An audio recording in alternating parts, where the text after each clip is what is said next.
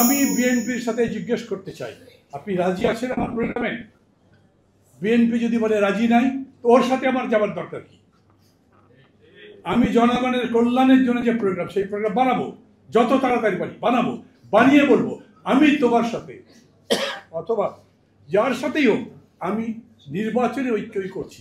এখন তো ফ্যাসিবাদের বিরুদ্ধে লড়াই নয়, এই নির্বাচনে যখন মানুষের কাছে যাব তখন বলবো আমি এমপি হবো, মন্ত্রী হবো, সরকার বানাবো, সেই সরকার এই কাজগুলো করবে। আর মানুষকে বলবো, যেই পার্টি চাঁদাবাজি করে, মামলাবাজি করে, দখলদারি করে, মনে করে সামনের বার ক্ষমতায় যাবো বলে পুলিশ পর্যন্ত তাদের সাথে কথা বলতে পারে না, ওই সমস্ত পার্টিকে বাদ দিয়ে দেন, ওদের ভোট দিতে হবে।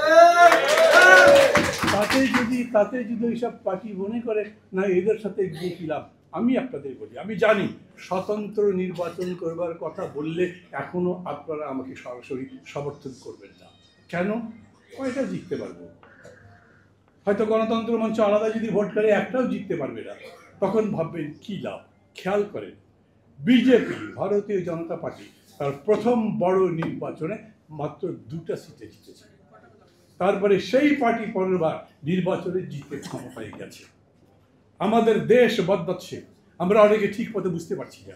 আমি আবার বলি, যেরকম করে হয়, আগে ছিল 2 নেত্রী, শেখ হাসিনা, খালেদা জিয়া, পার্লামেন্টে 2 জন 2 কোণায় গিয়ে বসেছে যেন চোখে চোখটা পড়ে, এতই একজন আরেকজনকে অপছন্দ করতো। আর এখন আমরা 40টা পার্টি 7-8 মাস ধরে বসেছি, পাশাপাশি কথা বলেছি, নিজেদের মধ্যে অনেক পার্থক্য আছে, কিন্তু কোনো ঝগড়াঝাটি হয়নি। আগে টক শোতে 2 নেতা বসলে একজন আরেকজনকে শালা বাঞ্চত সব রকম গাল দিত, পারলে 2 আঙ্গুলের চোখের মধ্যে থেকে মণি বের করে দেওয়ার চেষ্টা করতো। এখন এই রকম কথা বলা যায় না। মানুষ বদলাচ্ছে, মানুষ দেখছে কোন দল কিরকম, কোন দলের নেতা কিরকম, তাদের আচরণ কিরকম, তাদের অতীত কি। আমরা যারা মনে করি কেবল মার্কার জোরে ভোট হবে, তারা মার্কা নিয়ে পড়ে থাকুক। আমি জনগণের মুক্তির কর্মসূচি দিয়ে তাদের কাছে যাই।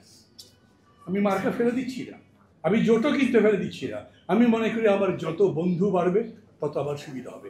এমন করে কথা নয় মাহমুদুর রহমান মান্নাকে প্রধানমন্ত্রী হতে হবে, জোনায়েদ সাকিকে প্রধানমন্ত্রী হতে হবে, প্রধানমন্ত্রী হলে আর একজন হোক, কিন্তু আমি যা বলছি যদি ঠিক বলি, জেদ করছি না।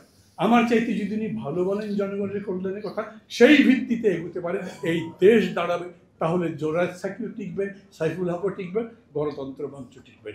আমি চাই গণতন্ত্র মঞ্চ এখন থেকে সেই লড়াই করুক যাতে মানুষ মনে করে এই দল অতীতে লড়াই করেছে।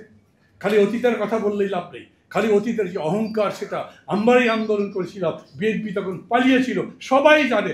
তারপরে ওই পলাতক নেতাদের পেছনে তারা যাচ্ছে, কারণ তারা হিসাব করে যে জনগণের, আমরা যদি শেষ পর্যন্ত গণতন্ত্র মঞ্চের পেছনে যাই, লাভ কি? ভোটটা তো পচে যাবে, তারা তো জিততে পারবে না। আমাদের ওইটা দেখাতে হবে না, আমাদের সঙ্গে আসলেই তোমাদের লাভ, সে যাতে আমাকে বিশ্বাস করতে পারে। সাথীরা এবং বন্ধুরা, আমি খুব স্পষ্ট বলি, এখন লড়াই হবে নির্বাচনের লড়াই।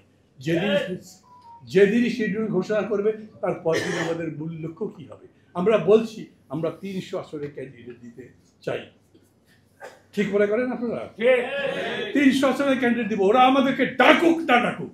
আমরা যদি 300 আসনে ক্যান্ডিডেট দিতে পারি, প্রচারের মধ্যে নামতে পারি, অনেককে ডাকতে হবে না, আমাদের পেছন